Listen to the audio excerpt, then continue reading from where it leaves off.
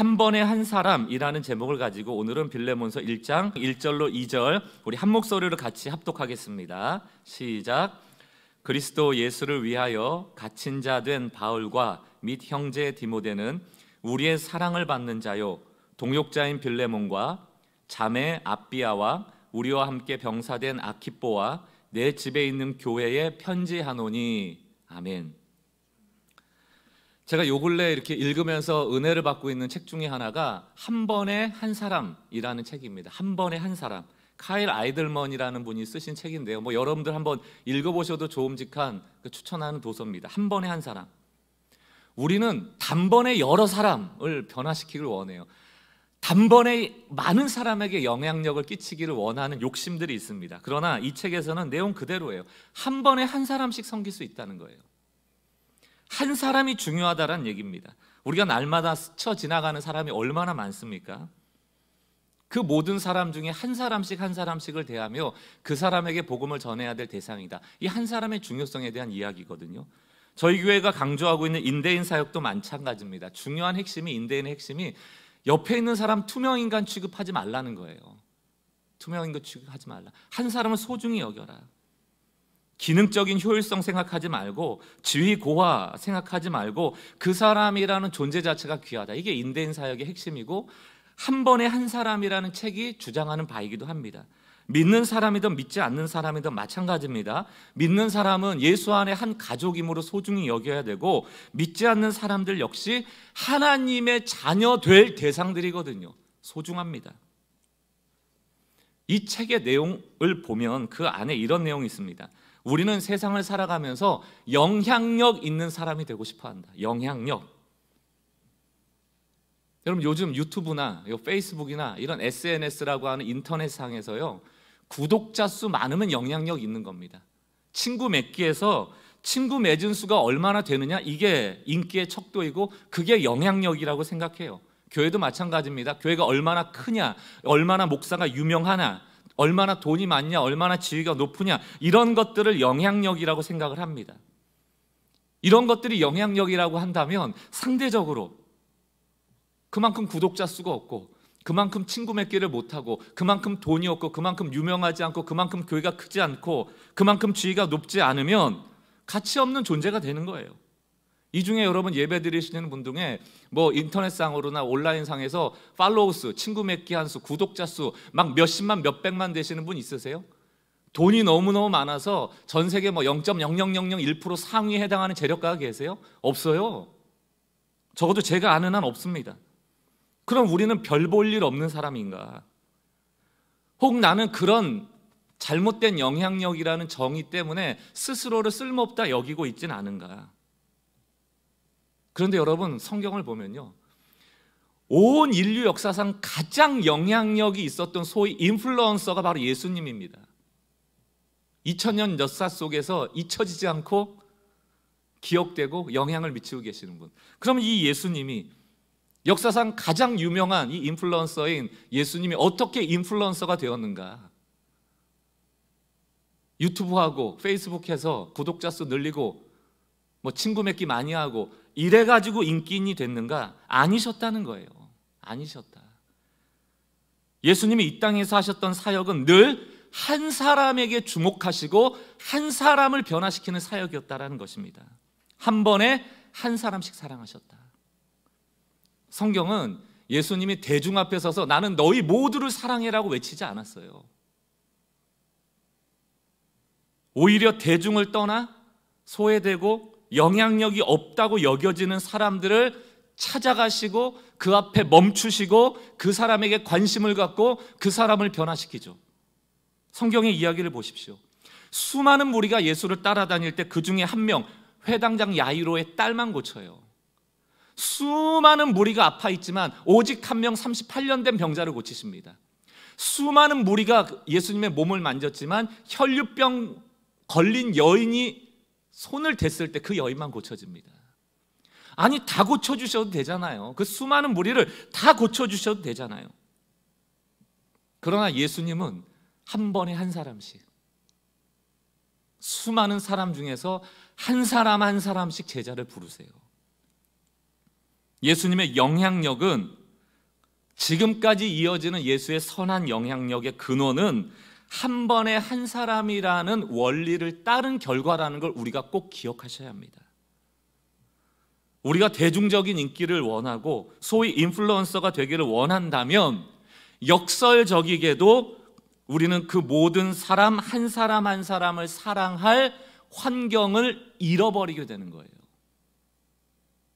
여러분, 구독자 수가 몇십만 몇백만 되는 어떤 한 사람 인플루언서가 있다고 합시다. 그 사람이 여러분 한 사람을 사랑해요? 그 사랑이 진정하다고 어떻게 우리가 알 수 있습니까? 한 번에 한 사람, 이것이 진정한 사랑의 표현일 수 있다는 것을 꼭 기억하셔야 돼요. 이 한 번에 한 사람이라는 말은 이 카일 아이들먼이라는 목사님이 처음에 한 얘기라기보다는 인도의 수많은 죽어가는 사람을 살렸던 마더 테레사가 했던 이야기이기도 합니다. 제가 한번 그 마더 테레사가 1952년도에 인터뷰에서 한 얘기를 한번 인용해 보겠습니다. 이렇게 얘기를 하죠. 난 결코 대중을 구원하려고 하지 않는다. 많은 사람, 무리를 구원하려고 했던 적이 없다는 거예요. 난 다만 한 개인을 바라볼 뿐이다. 난 한 번에 단지 한 사람만을 사랑할 수 있다. 우리도 마찬가지예요. 우리가 역량이 막 대중을 사랑한다라고 착각하시면 안 돼요. 뭐 많은 사람을 향하여 나갈 수 있는 사람이라고 착각하실 필요가 없습니다. 우리는 한 사람을 사랑하기에도 버거운 존재예요. 나는 한 번에 한 사람만 사랑할 수 있다. 한 번에 단지 한 사람만 껴안을 수 있다. 단지 한 사람, 한 사람, 한 사람씩만. 여러분 어떠세요? 내 품이 그렇게 넓습니까? 막 대중을 품을 만큼 넓어요? 우린 그런 존재가 아니거든요. 자막으로 띄워드리진 않았습니다만 계속해서 마더 테레사가 이렇게 이야기를 하는데 한번 들어보세요. 만일 내가 그 한 사람을 붙잡지 않았다면 난 42,000명을 붙잡지 못했을 거다. 42,000명, 어마어마한 숫자죠. 인도의 빈민가, 죽어가는 고아들, 아픈 자들 후원하고 살리는 일을 하지 않았습니까? 모든 노력은 단지 바다에 붓는 한 방울의 물과 같다. 만일 내가 그 한 방울의 물을 붓지 않았다면 바다는 그 한 방울만큼 줄어든 것이다.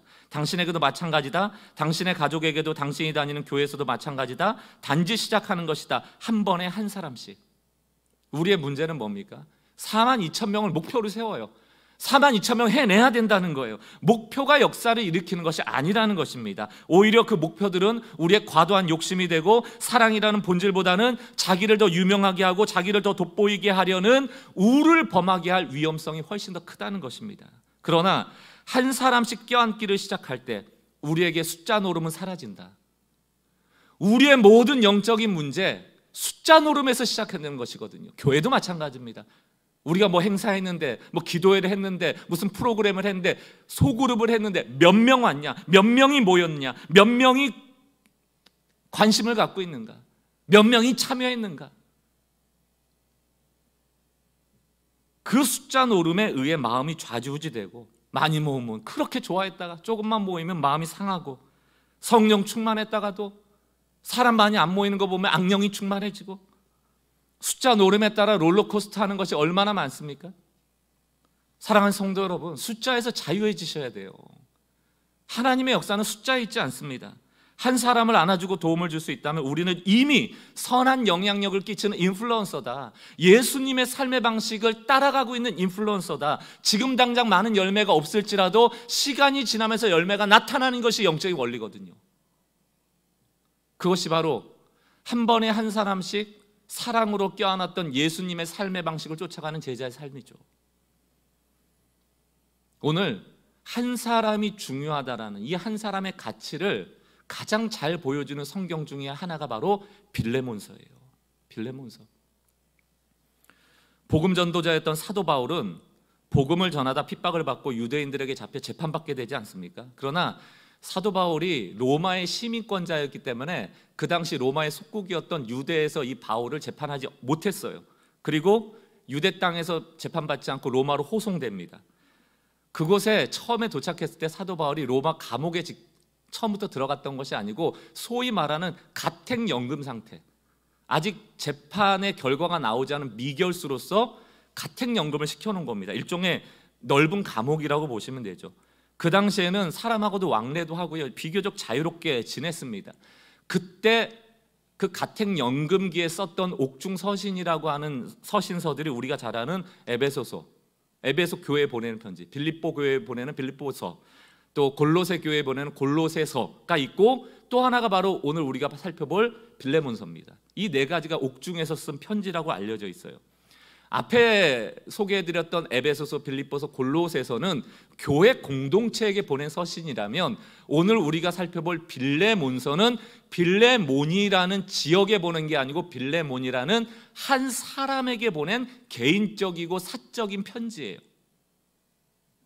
아마 빌레몬이라는 사람이 골로새 교회 소속의 사람이었기 때문에 골로새에 편지를 보내면서 동시에 골로새 교회에 속해 있는 빌레몬이라는 사람에게도 같이 편지를 보냈을 가능성이 큽니다. 그렇다면 왜 빌레몬서를 사도 바울이 썼는가? 사도 바울이 왜 빌레몬에게 개인적인 편지를 보냈는가? 오늘 이 빌레몬서의 배경이 되는 내용을 잠깐 요약하자면, 빌레몬이라는 사람이 있고요, 이 빌레몬의 종, 그 당시는 종이라고 하지만 사실은 노예와 같은 존재죠. 쓸모없고 가치 없고 인격적으로 존중받지 못하던 그런 종이 있었는데, 빌레몬의 종이 바로 오네시모입니다. 이 오네시모가 아마도 종이었던 빌레몬에게 어떤 피해를 주고 도망친 것 같아요. 도망쳐 다니다가 또 무슨 이유인지 정확히 알려지진 않았습니다만 가택연금된 바울과 조우합니다. 만나게 되는 것이죠. 어떻게 만나게 됐는지는 알 수 없어요. 어쨌든 바울을 만나게 되고 복음을 듣게 되고, 복음을 들었던 이 오네시모가 변화되기 시작합니다.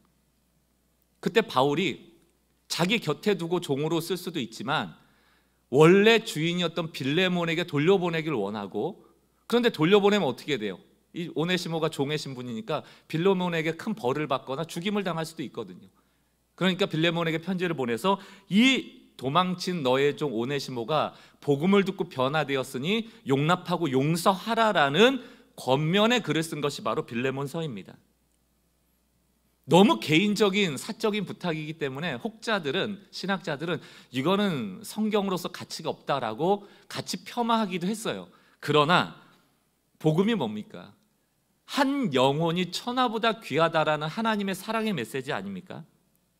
그렇기 때문에 쓸모없어 보이고 종이라는 천한 신분의 한 사람 오네시모가 복음으로 변화된 이 사건은 결코 작지 않다. 그리고 예전에는 종이었던 이 오네시모를 주 안에서 형제 자매로 받아들여야 하는 빌레몬의 이야기는 결코 사적인 이야기가 아니고 오늘날 한국교회, 오늘을 살아가는 우리 성도들에게도 꼭 들어야 될 복음의 열매와 같은 이야기다. 복음으로 변화되고 복음을 실천하는 삶은 단지 개인적인 영역에서만 뿐만이 아니고 오늘을 살아가는 우리에게도 유익하다라는 측면에서 이 빌레몬서는 매우 복음적이고 복음을 실천하는 삶을 살아가도록 우리를 권면하는 책이다, 이렇게 말할 수 있습니다. 그러므로 한국교회 안에서도 한 사람의 가치를 놓쳐버리고 있는 이 시대 속에서 좀 사도 바울과 같이 어떻게 하면 우리가 복음을 계속 전할 수 있고, 또 오네시모와 빌레몬과의 관계 속에, 이 갈등의 관계 속에 있는 우리들이 어떻게 이 갈등을 복음 안에서 풀어갈까를 고민할 수 있는 그런 시간이 될 수 있기를 주의 이름으로 축원합니다. 오늘은 1절, 2절을 살필 텐데요, 적용할 것을 중심으로 두 가지만 좀 말씀을 드리려고 합니다. 빌레몬서 1장 1절과 2절의 메시지 두 가지. 첫 번째는 그럼에도 불구하고 의미 있게 오늘 하루를 살아내라는 거예요. 여러분의 상황이 어떠하든지 그럼에도 오늘 하루를 의미 있게 살아내라는 겁니다. 이것이 빌레몬서 1장 1절이 우리에게 가르쳐주고 있는 메시지예요. 내 코가 석자다, 내가 오늘 삶이 힘겹다 라고 포기하지 말고 그럼에도 불구하고 오늘 하나님이 기뻐하시는 삶을 살아내라. 살아내라는 건 그저 시간 가는 대로 흘러보내라는 뜻이 아니잖아요. 의지를 가지고 살아내라, 이런 메시지입니다. 오늘 주목할 단어가 빌레몬서 1장 1절 상반절입니다. 뭐라고 되어 있습니까? 그리스도 예수를 위하여 갇힌 자 바울은 이렇게 되어 있어요. 갇힌 자. 이 갇혀있다라는 것은 이중적인 의미죠. 첫 번째로는 복음을 전하다 내가 로마의 감옥에 지금 가택연금되어 있는 물리적 상황, 난 지금 갇혀있다라는 의미도 있지만 더 큰 의미는 나는 가택연금 당에 있음에도 불구하고 여전히 예수 안에 갇혀있다, 이 뜻이에요. 감옥 밖에 있을 땐 예수 안에 삶을 살아가다가 감옥 안에 들어오면 예수와 무관한 삶을 살아가는 게 아니고 여전히 나는 감옥 안이든 밖이든 예수에 잡혀 살아가고 있다. 난 예수 안에 갇혀 있다. 다시 한번 빌레몬서 1장 1절을 보세요. 그리스도 예수를 위하여 갇힌 자 된 바울, 이거를 에베소서 4장의 의미를 보면 Prisoner of the Lord예요. 나는 주로 주의 감옥에 갇혀 있다, 이런 뜻이거든요. 주님을 위하여 감옥에 갇혀 있는 죄수가 되었다, 이런 의미거든요. 나는 감옥이 아닌 예수에 갇혀 살아간다는 것을 선언하는 거예요. 여러분, 고난은 해석하기 나름입니다. 나에게 어떤 고난이 찾아올 때 어떤 사람은 감옥에 갇혔다라는 사람이 있고, 나는 고난 가운데 있고 겉으로는 감옥과 같은 곳에 갇혀 있는 느낌이 들지만 그럼에도 불구하고 여전히 예수 안에 있다라고 해석하는 삶이 있죠. 이 두 삶은 완전히 달라요. 나는 감옥에 갇혔다는 사람과 난 여전히 예수 안에 갇혀 있다는 사람의 삶은 완전히 다른 것이죠. 사랑하는 성도 여러분, 갇혀 있는 삶은 결코 편한 삶은 아닙니다. 불편하죠. 내가 하고 싶은 것도 할 수 없고 가고 싶은 것도 갈 수 없고 자유가 제한됩니다. 통제와 구속이 있죠. 그러다 보면 절망이 와요. 아무것도 할 수 없으니 무기력해지고 포기하게 됩니다.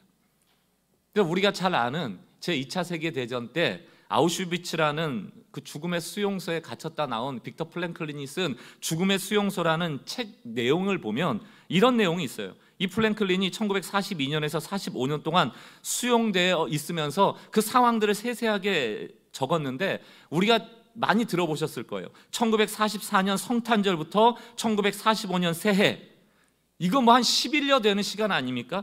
그 10일여 되어지는 성탄절부터 새해까지 그 시간 동안에 이전에는 볼 수 없었을 정도로 급격하게 사망률이 높아졌다는 거예요. 많은 사람이 죽었다는 거예요. 그게 단지 노동 조건이나 식량 사정의 악화, 기후변화, 무슨 전염병 이런 것 때문이 아니었다라는 거예요.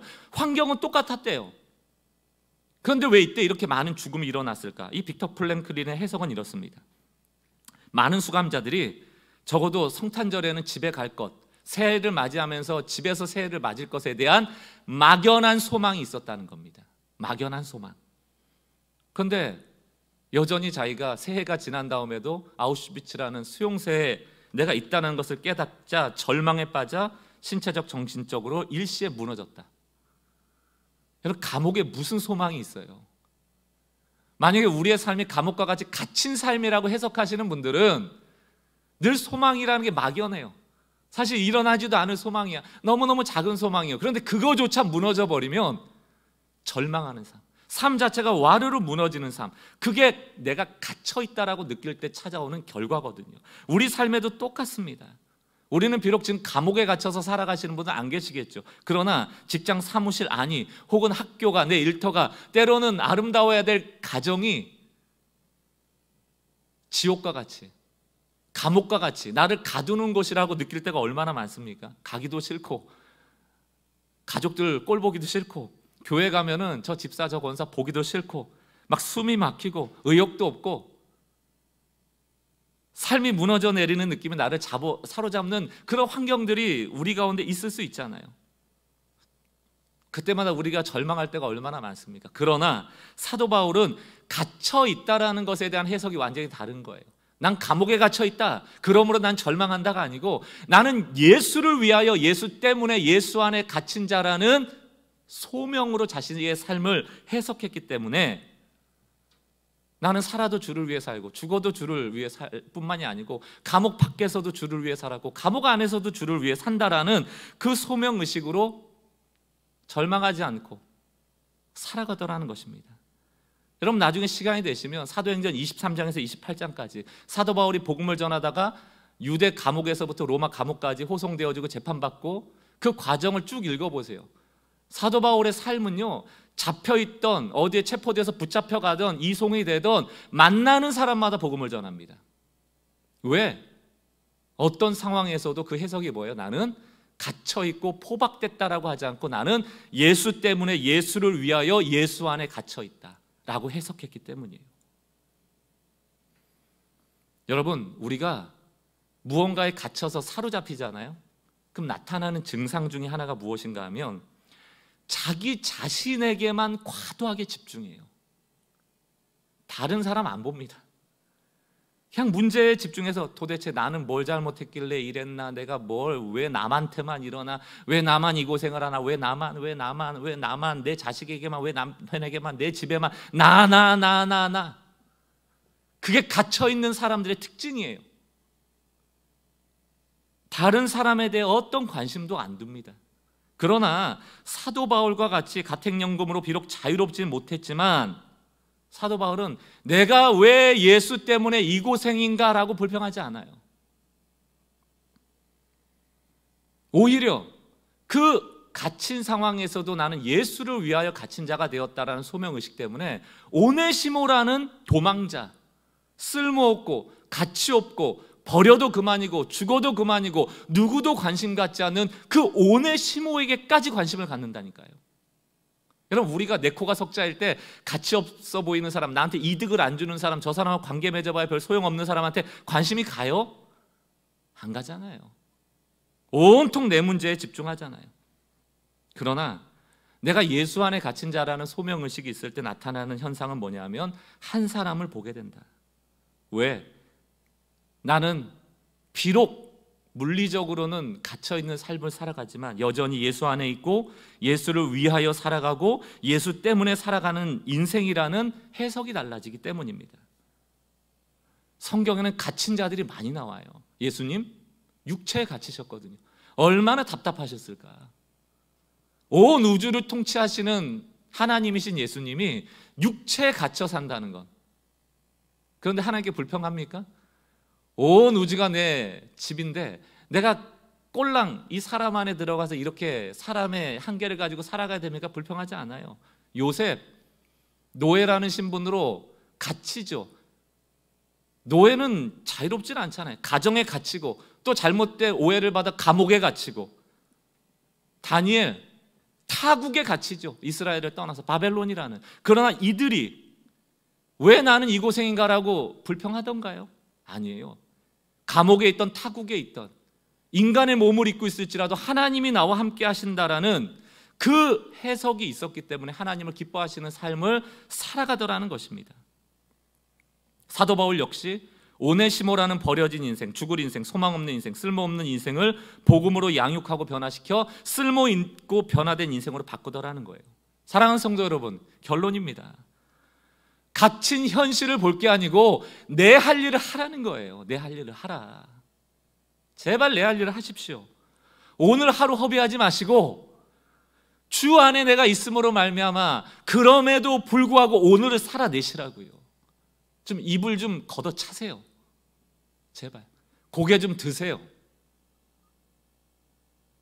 모든 벽은 문이다. 기억하십시오. 모든 벽은 문이다. 모든 벽은 문이다. 여러분 앞에 벽이 있잖아요. 그것만 지나가면 그 다음에 길이에요. 넘어가는 거예요. 벽 앞에서 좌절하는 사람이 있고 벽을 넘어뜨려 길을 만드는 사람이 있다. 여러분 벽만 보지 마시고 벽 뒤에 넘어가야 될 길이 있다. 새로운 길이 있음을 늘 보시는 것. 이게 믿음입니다. 이게 믿음이에요. 모든 벽은 길이다. 모든 벽은 문이다. 그 통과하시면 됩니다. 여러분 꼭 기억하십시오. 오늘도 수많은 사람이 내 곁을 스쳐 지나간다. 오늘 혼자 살고 있지 않거든요. 오늘도 내 주변에 수많은 사람이 스쳐 지나가요.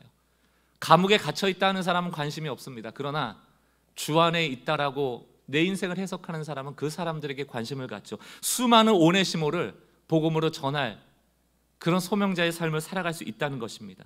오늘 이 한날은 예수를 위하여 예수 때문에 사는 한날이다. 그러므로 나는 오늘 나에게 주어진 삶을 살아가리라. 기도하고 힘을 내시는 여러분들 되시기 바라요. 감옥 갔던 아니던, 감옥 아니던 바뀌던 환경에 지배받지 말고 환경을 주도하며 살아가는 좀 하나님의 백성, 하나님과 동행하는 성도들의 삶이 되길 주의 이름으로 축원합니다. 좀 무너져 계시는 분들 힘을 내세요. 우리가 주 안에 있습니다. 우리를 가두고 있는 것은 오직 주의 사랑이다. 기억하시기 바라요. 두 번째, 오늘 빌레몬서가 우리에게 말씀하고 있는 적용은 교회만 다니지 말고 교회가 되라는 것입니다. 우리 구구단처럼 외우고 있는 것 아닙니까? 주보에도 늘 새기고 있는 문장 아닙니까? 교회만 다니지 말고 교회가 되라. 오늘 이 빌레몬서라는 편지의 수신인, 누가 수신하고 있는가, 받고 있는가를 우리 1, 2절을 통해서 다시 한번 좀 확인해 보자고요. 빌레몬서 1장 1절과 2절입니다. 그리스도 예수를 위하여 갇힌 자 된 바울과 및 형제 디모데는 우리의 사랑을 받는 자요 동역자인 빌레몬, 이 빌레몬 앞에 붙은 수식어를 잘 기억하세요. 동역자인 빌레몬과 자매 아비아, 아비아를 자매라고 부르고 있죠. 또 우리와 함께 병사된 아키포, 아키포를 뭐라고 부르고 있어요? 우군, 함께 병사되었다 와 내 집에 있는 교회에게 편지하노니, 이렇게 되어 있습니다. 여기 나오는 빌레몬, 아비아, 아키포는 전통적인 해석으로는 가족이라고 봐요. 빌레몬이 남편이고 다음에 그 아비아가 아내고 아키포를 아들로 봅니다. 이렇게 보는 게 전통적 견해인데, 어쨌든 이 세 명의 이름을 사도 바울이 부를 때 공통된 것이 무엇인가 하면 친밀한 언어를 씁니다. 동역자, 형제, 자매, 함께 군사된, 이런 단어들을 쓰는데 공통된 메시지가 뭐냐면 가까이에 있다, 함께 있다, 더불어 있다, 이런 메시지를 주고 있는 거예요. 지금 여러분 로마하고 여기 골로새 지역은 멀리 떨어져 있잖아요. 물리적으로 함께하지 않았지만 영적으로 연결되어 있다는 것을 계속 보이는 거예요. 그럼 동역자라는 단어, 또 함께 병사가 되었다라는 이런 단어 안에는 함께라는 메시지가 포함되어 있는데, 동역이라는 헬라어를 보면 쉰 에르고스라는 단어입니다. 쉰 에르고스, 쉰이 접두사예요. 함께하다라는 겁니다. 영어로 with, 쉰. 에르고라는 거는 일하다라는 뜻이거든요. 그러니까 함께 일한다라는 의미입니다. 함께 병사가 되었다라고 얘기해요. 그냥 병사가 됐다고 하지 않고 함께 병사가 된 아키포, 이때 함께도 마찬가지로 쉰이에요. 쉰, 헬라어. 영어에서는 이 헬라어 쉰을 뭐라고 해석하는가 하면 fellow라고 합니다. fellow, 동료. 그러니까 좀 제가 여러분 헷갈리니까 정리를 해드리면, 헬라어 쉰, 그게 한국어로 해석하면 함께한다라는 뜻이고요, 영어 단어로 바꾸면 fellow예요. 동료. 동역자도 함께하는 사람이라는 뜻이고요, 형제 자매는 뭐 가족 아닙니까? 당연히 함께 있는 존재고요, 병사도 적군이 아니고 우군, 함께 싸우는 병사다, 이렇게 표현하고 있거든요. 제가 이렇게 쉰이라는 단어를 강조하는 이유, fellow라는 단어를 언급한 이유는 뭐냐면, 이 fellow라는 동료에서 파생된 단어 중에 하나가 바로 fellowship이라는 단어예요. fellowship. fellow는 동료고요, fellowship, ship라는 접두사를 붙이면 우정이라는 단어로 바뀝니다.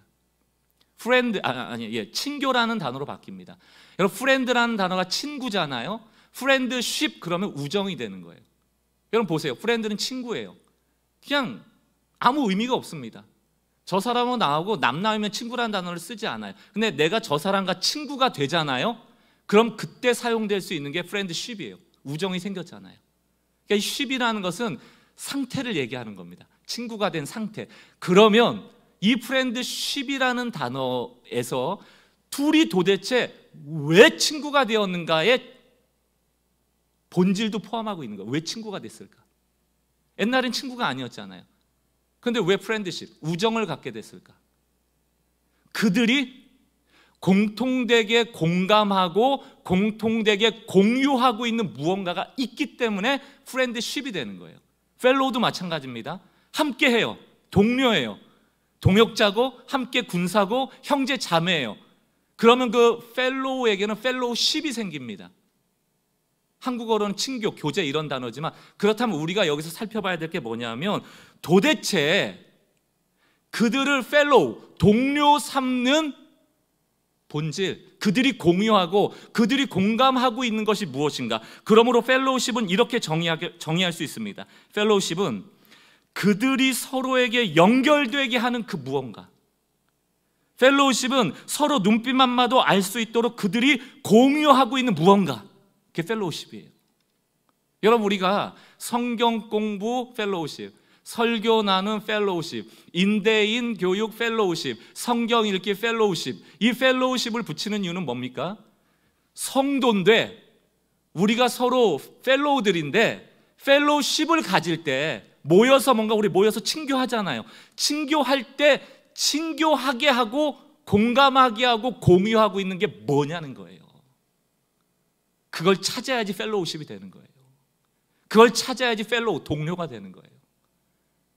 모여서 밥 먹고 수다 떤다고 그거는요 그냥 프렌드십이에요. 교회 안에도 프렌드십이 있습니다. 너랑 나랑 공유하고 있고 친한 게 있으니까 친해. 그거는 그냥 프렌드십이에요. 우정이라고요. 그러나 교회 안에서는 프렌드십이 필요한 게 아니고 펠로우십이 필요한 거예요. 무엇 때문에 우리는 모이는가? 무엇을 공유하고 공감하고 있는가? 그게 뭡니까? 왜 모여요? 모여서 뭐 하는 거예요? 개혁신앙의 핵심을 외치시면 돼요. 모여서 오직 성경.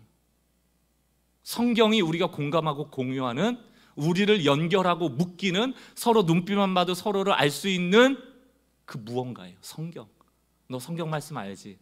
너 복음 뭔지 알지? 다 알아. 이게 펠로우십이에요. 오직 예수, 오직 믿음, 오직 은혜, 그리고 오직 하나님의 영광. 이것이 우리를 펠로우십으로 묶고 있는 본질이에요. 이게 없다면 교회 안에 세상에 프렌드십이 많습니다. 그냥 우정 쌓는 거 많아요. 그러나 그게 친교 아니에요. 친교는 다릅니다. 저는 우리가 모이는 곳마다 이 펠로우십이 넘치길 원해요. 서로를 향하여 형제자매라고 부르고 동역자라고 부르고 함께 싸우는 우군이라고 부를 수 있는 그런 것들이 교회 공동체 안에 많이 세워지길 원합니다. 갈라디아서 3장 말씀을 보십시오. 26절. 너희가 다, 한 사람도 빼놓지 않고 너희가 다 믿음으로 말미암아 그리스도 예수 안에서 하나님의 아들이 되었으니, 이게 펠로우십의 본질이라고요. 우리가 모이는 이유고 우리가 공감하고 공유하는 그 본질이에요. 우리 모두 다 믿음으로 하나님의 아들이 된 것. 또 27절. 누구든지 예외가 없어요. 그리스도와 합하기 위하여 세례를 받은 자는 그리스도로 옷 입었다. 세례, 우리가 구원의 근거잖아요. 이게 우리를 펠로우십으로 만드는 본질이다. 28절. 너희는 유대인이나 헬라인이나 종이나 자유인이나 남자나 여자나 다 그리스도 예수 안에서 하나다. 이거 프렌드십 아니에요. 교회 우정을 추구하는 것 아닙니다. 교회에서 말하는 친교는 이 갈라디아서 3장이라는 펠로우십의 근간이 되어 모이는 곳이에요.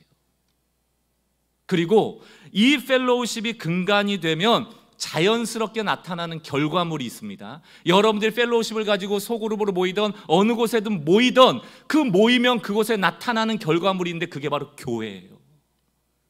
그게 교회입니다. 오늘 빌레몬서 1장 2절 말씀만 한번 볼게요. 자매 아비아와 우리아와 함께 병사된 아키포와 내 집에 있는 교회에 편지하노니. 여러분, 골로새 교회가 아마 빌레몬의 집에서, 가정에서 일어난 교회라고 보는 견해가 많습니다. 빌레몬은 좀 재력이 있었던 것 같아요. 자신의 집을 오픈해서 이 펠로우십을 만들어갔던 공동체입니다. 초대교회는 여러분 건물이 없었어요. 초대교회 건물이 어디 있습니까? 우리가 교회라고 하면 건물을 먼저 떠올리는데 그 건물화된 것은 로마가 이 기독교를 국교화한 이후에 사람들이 많이 모여야 될 공간이 필요했기 때문에 대성당들을 많이 건축했거든요. 또 공적인 건물들을 교회 건물로 많이 활용을 했거든요. 그 이후에 화려한 대성당들이 마구마구 만들어집니다. 그리고 심지어는 가정에서 모이는 기도 모임이나 가정에서 모이는 예배를 불법화로 규정을 합니다. 로마에서 공간에서 모여서 의전대로 행하는 예배만을 인정하고 그 나머지의 예배의 형식을 따르는 것을 불법화했다고요. 초대교회는 예수의 이름으로 모였고 성령이 운행하는 곳이었습니다. 그 모이는 사람 자체가 교회였고 그 펠로우십이 있는 곳이 교회였어요.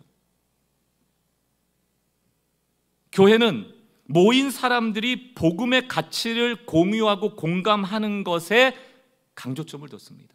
사랑하는 성도 여러분, 예수님은 이 땅에 오셔서 12개의 건물을 세우고 가신 게 아니에요.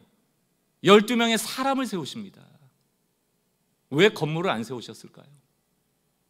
교회는 건물이 아니거든요. 교회는 사람이거든요. 교회는 펠로우십이 있는가거든요.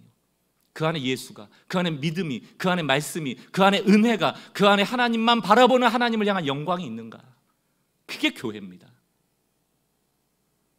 독일 속담에 보면 이런 속담이 있어요. 하나님이 교회를 세우시는 곳마다 악마는 그 옆에 예배당을 세운다. 하나님이 교회를 세우려는 그 옆에 사단은 늘 예배당을 세운다. 이게 무슨 얘기입니까? 하나님이 펠로우십을 견고히 하기 원할 때 악마는 건물 지어놓고 그 안에 프렌드십을 만들어 간다는 얘기예요.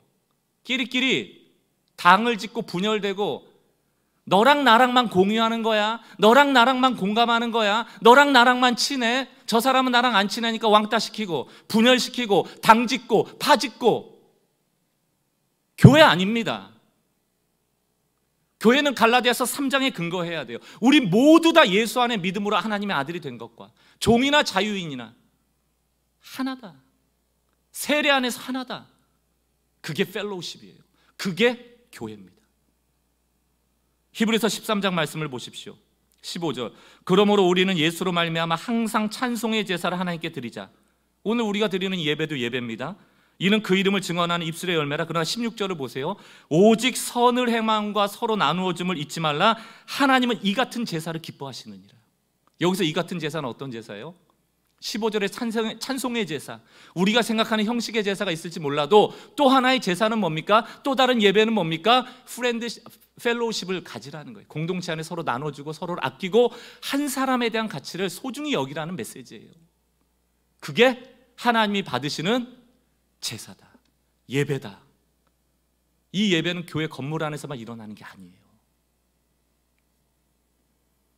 시간이 지났지만 제가 우리 교회 성도님들 몇 가지 좀 이야기 스토리를 가지고 오늘 좀 결론을 내리려고 합니다. 언젠가 저한테 한 집사님이 메일을 보내오셨어요. 아마 의사분이신데 안식년을 보낸 이후에 소회를 저한테 전하면서 목사님도 꼭 안식년 가라고 저를 좀 독려하고 위로하는 편지였습니다. 여러 가지 긴 장문의 편지였는데 그 중에 첫 번째 내용을 한번 소개해드리고 싶어요. 뭐라고 적어놓으셨냐면 환자는 진료실에만 있는 게 아닙니다라는 내용이었어요. 환자는 진료실에만 있지 않았더라. 그대로 읽어드릴게요. 인디애나 시골에서 미국으로 이제 안식월을 갔단 말이에요. 시간이 펑펑 남아서 갑상선 질환에 대한 라이브 방송을 시작했습니다. 그러다가 그간 의사 노릇을 헛했구나 싶을 만큼 중요한 걸 알았습니다. 세상이 바뀌었더군요. 의사인 저를 필요로 하는 사람들은 진료실보다 인터넷 공간에 훨씬 많았습니다. 앞으로 저와 제 병원은 병원에 오는 환자들도 잘 봐야겠지만 저를 필요로 하는 사람들이 계시는 인터넷 공간에서의 활동을 대폭 늘릴 계획입니다. 이렇게 메일을 보내왔더라고요. 단지 이게 인터넷을 이용해서 내가 또 다른 밥벌이 하겠다는 뜻이 아니에요. 병원 밖 내가 살아가는 일상의 공간에서도 얼마든지 도움을 줄 수 있는 삶의 방식들이 있더라는 거예요. 저는 목회자니까 이걸 저에게 적용해 보면 제 목회지가 교회라고 규정하기 가장 쉬운 존재 아닙니까? 크게 위험성을 경고하는 거예요. 하나님은. 하나님이 교회 건물 안에만 역사하시는 것도 아닌데 우리는 편의대로 교회 안 사역을 목회라고 정의하고 규정하고 그 안에 머무는 것을 목회라고 생각을 할 때가 많은 것이죠. 성도의 삶도 마찬가지입니다. 오늘 하루 수많은 사람이 스쳐 지나가는데 한 번에 한 사람씩 그 사람에게 할 수 있는 일을 고민하기보다도 늘 교회만 가기를 원하는 삶, 그것은 왜곡된 신앙입니다. 여러분이 살아내는 그 삶의 현장이 곧 복음을 전하고 복음대로 실천하는 교회다. 교회다. 교회는 건물이 아니다. 또 한 가지 스토리는 제주도에 계시는 집사님 제가 종종 말씀드리잖아요. 지난주에도 신방을 했었는데 여러분 제주도가 여기서 450km, 500km 떨어져 있습니다. 여러분 거기 이제 교회 다니시면 보통은 그 제주도에서 적당한 교회 이제 잘 찾으셔서 신앙생활 하시면 돼요. 성가대도 하고 소그룹도 하시고 봉사활동도 하시고 성경 공부하시면서 그 교회 성도 되시면 됩니다. 저도 불편하지 않아요. 거기 가서 잘 신앙생활 하시면 되잖아요. 지금도 저희 교회 성도세요. 제주도에 계실 때는 온라인 예배 드리시고요. 오면 저희 교회 오십니다. 어느 날 그런 얘기 하시더라고요. 목사님 온라인 예배하니까 좋은 점이 있어요. 신앙을 전혀 모르는 주변의 사람들 집에 데려다가 가정에서 온라인으로 같이 예배드리고 식사하고 교제하고. 옛날 같으면 그게 어떻게 가능합니까? 다들 어떻게 생각해요? 누가 좀 신앙적으로 좀 도움받고자 하면 무조건 교회 데려갔잖아요. 교회 데려가면 바뀝니까? 교회 데려가면 할 일 다 했다고 생각하고 목사님한테 맡기고 그냥 관심 안 갖잖아요. 교회는 건물이 아니거든요. 저는 그 집사님께 권면드렸습니다. 집사님, 온라인으로 거기서 예배드리고 끝난 다음에 식사하시고 같이 교제하시고 그분을 위해서 기도해 주세요. 사랑하는 성도 여러분, 그게 교회예요. 그게 오늘 빌레몬이 세운 골레소의 교회입니다. 교회는 건물이 아니에요. 우린 교회를 왔다 갔다 하면 신앙생활 다 하는 걸로 생각하지만 교회를 가는 게 중요한 게 아니고 교회를 다니는 게 중요한 게 아니고 교회가 되는 게 중요하다고요. 이런 상상도 해봅니다. 목요 기도에 많이들 안 오시더라고요. 집에서 하시죠. 차 운전하느라 불편해서 못 오시죠. 부탁 좀 드릴게요. 여러분 가정을 좀 공개하세요. 혹 사무실 같은데 유휴 공간이 있으면 위례 같은데 좀 공간을 내놓으셔서 거기에 335 모이세요. 거기에 온라인으로 틀어놓고 거기서 함께 예배 드리세요. 기도가 필요한 사람, 옆에 사람 있으면 데려오서 거기서 드리세요. 여기 안 오셔도 된다고요. 여기만 교회가 아니라고요. 목사가 이런 얘기를 하는 게 리스크가 있을 수 있죠. 부정하자는 게 아니고 이게 교회가 아니라는 뜻이 아니고 여기만 교회가 아니라는 뜻을 강조하는 겁니다. 여러분이 교회를 개척하십시오. 그것을 교회를 만들어 가십시오. 정말 저는 진지하게 고민합니다. 코로나 때문에 이 시대가 온라인 예배가 활성화됐기 때문에 고민이 아니고 저는 개척할 때부터 이 고민을 했기 때문에 교회만 다니지 말고 교회가 되라는 선포를 하지 않았습니까? 우리는 교회라고요. 내가 교회라고요. 그 의미 아닙니까?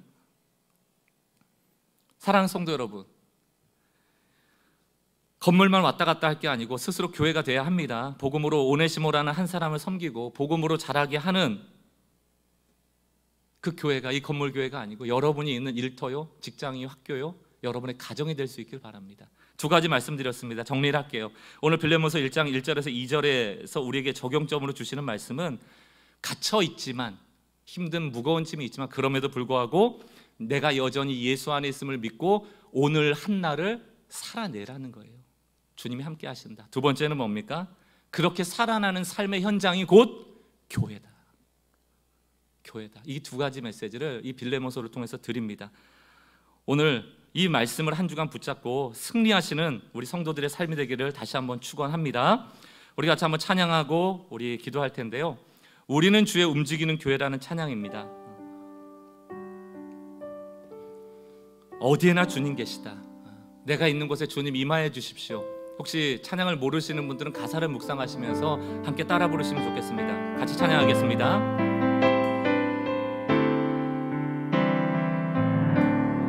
우리는 주의 움직이는 교회, 이곳은 주님을 위한 자리.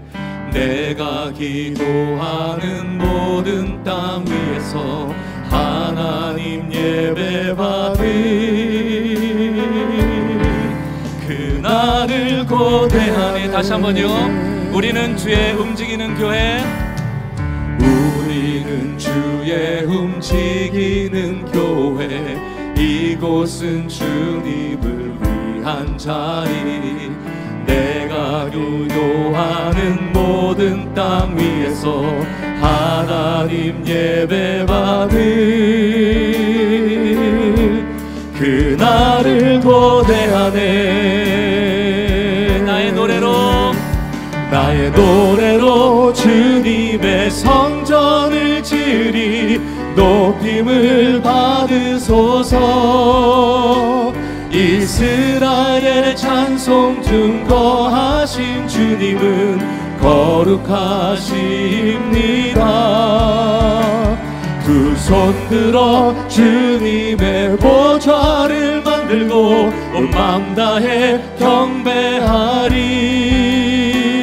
푸른 날개 사이에 임하신 내 위에 임하소서. 내 위에 임하소서. 하나님, 우리가 이곳에 섰으니, 하나님, 우리가 이곳에 섰으니 이 땅을 치유하소서. 하나님, 우리가 어디에 있든지 주를 높이리라. 열방들아 주님을 송축할지어다. 그 발 아래 입맞추라.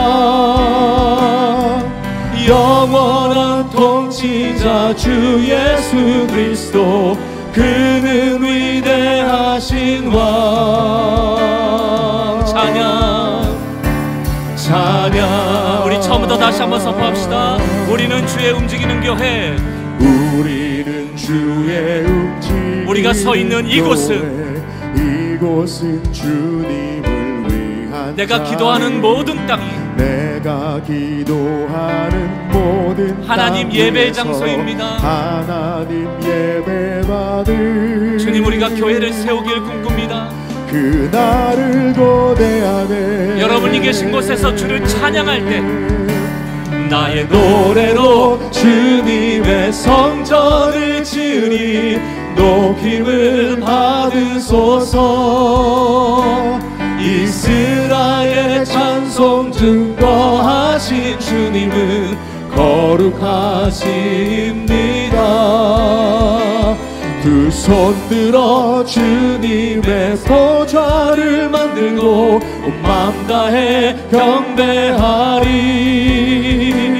구름 날개 사이에 임하신 내 위에 임하소서. 내 위에 임하소서. 하나님, 하나님 이곳에 이곳에 섰으니 이 땅을 치유하소서. 하나님 어디에 있든지 주를 높이리다. 열방으로 나가기를 원합니다. 열방들아 주님을 송축할지어다. 그 발 아래 입 맞추라. 영원한 통치자 주 예수 그리스도, 그는 위대하신 왕. 찬양 찬양.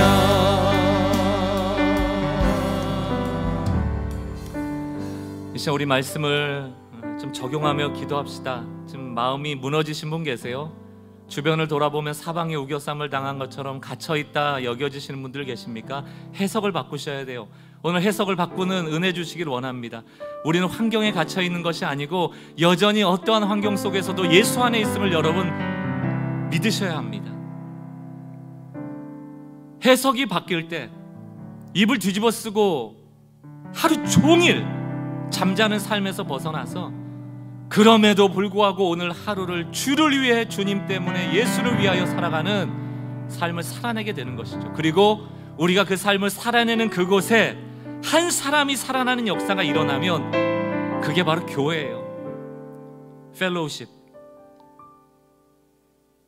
여러분, 그걸 만들어 가셔야 합니다. 여러분에게 성령께서 어떠한 마음을 주시는지 모르겠습니다. 똑같은 말씀을 들었지만 각자에게 적용되어지는 음성이 다를 거예요. 오늘 그 음성 붙잡고 결단하시고 다시금 주의 일을 향하여 나가는 재헌신의 시간이 되길 바랍니다. 우리 합심하여 기도하는 시간 같습니다. 주님,